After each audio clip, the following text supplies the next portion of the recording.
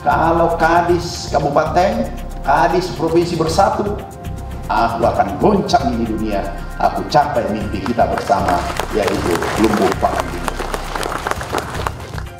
Tantangan terkait peningkatan produksi dalam memperkuat ketersediaan pangan dari produksi dalam negeri yang dipengaruhi oleh dampak El Nino dan kekeringan ditanggapi dengan sigap oleh Kementerian Pertanian. Melalui Biro Perencanaan, penyiapan strategi dan langkah konkret yang tepat tengah dirancang bersama dalam kegiatan Musyawarah Perencanaan Pembangunan Pertanian Nasional tahun 2024 untuk perencanaan tahun 2025 dengan tema Akselerasi Pembangunan Pertanian dalam menghadapi krisis pangan global yang diselenggarakan di Kantor Pusat Kementerian Pertanian pada Selasa 25 Juni 2024. Kegiatan ini diharapkan dapat menguatkan komitmen antara pemerintah pusat dan daerah dalam menghadapi perubahan iklim dan krisis pangan global. Menyusun dan menyepakati target produksi dan kegiatan prioritas eselon 1 lingkup Kementerian Pertanian yang akan dilaksanakan di masing-masing provinsi, dan yang berikutnya adalah menetapkan kesepakatan dan komitmen pemerintah pusat dan daerah dalam melaksanakan program atau kegiatan yang akan dilakukan, terkhusus lagi dalam menghadapi perubahan iklim dan krisis pangan global. Dalam arahannya, Menteri Pertanian Andi Amran Sulaiman menyampaikan bahwa gejolak situasi pangan global di 59 negara yang mengakibatkan 900 juta penduduk dunia mengalami kelaparan akibat defisit pangan perlu menjadi perhatian khusus.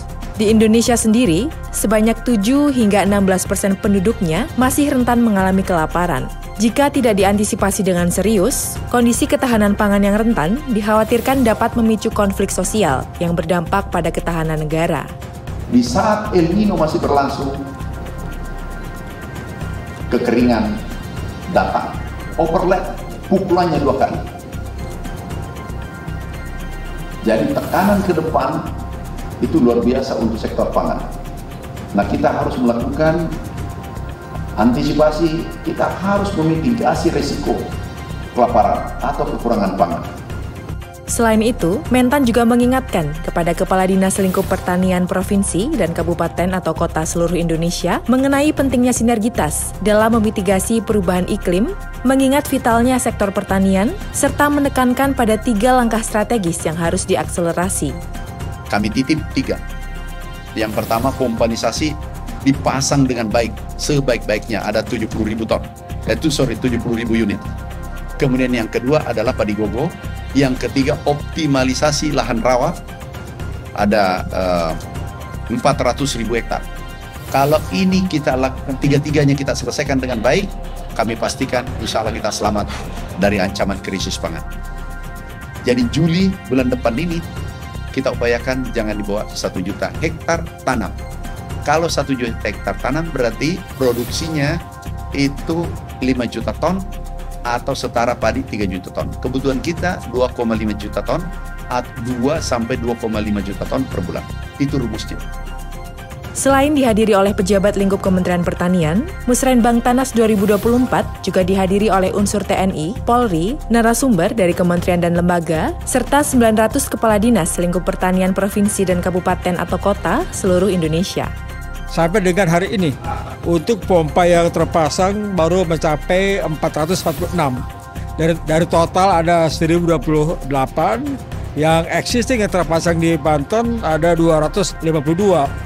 Nah, sehingga luas yang terairi di Banten mencapai 3.618 hektar. Sehingga total luas tanah per hari ini ada 12.469. Kondisi ini akan kami percepat di sini. Pertama, akan kami dipercepat pompa yang diterima untuk segera dipasang dengan catatan tetap harus memperhatikan persyaratan teknis. Kalau pompanisasi untuk tahun ini kita targetkan itu ada bantuan sekitar 600-an unit dan kita harapkan nanti bisa meningkatkan indeks pertanaman ya di beberapa daerah yang telah kita targetkan. Kita berharap tahun 2025 harus lebih baik ya, dari sisi postur anggaran juga bisa disupport baik dari kementerian maupun dari kementerian yang terkait lainnya, sehingga dukungan untuk peningkatan produksi khususnya komoditas pangan strategis yang isu secara nasional dan internasional ini bisa tertangani. Dari Jakarta, Rati Hulan, Sendi Tias Anwar, Tim TV Tani mengabarkan.